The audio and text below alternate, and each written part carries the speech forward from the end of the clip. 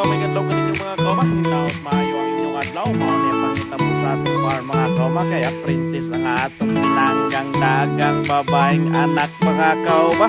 So happy guys siya kay tagtabang-tabang siya sa tuwa mga kauma. Willing na mo tabang sa atong farm work. Maski usahay napuksan kay gusto na mo uli. Sige reklamo kay maihian ko no siya pero gihuman man giniya mga kauma ang milking.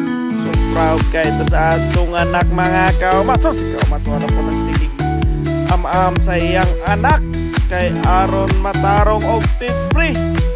Mauna na atong grana mga kauma. Sungog-sungogon na to mga kauma. Suya-suyaon na to aron dili kuan boring ang kinabuhi to arak. Suko na siya sa mga kauma kay nag-video ta dili siya gusto og video. To rasos tarap pormahan dayon pagka sa atong mga pinangga mga kauma. Bye bye, see you next time. Follow me.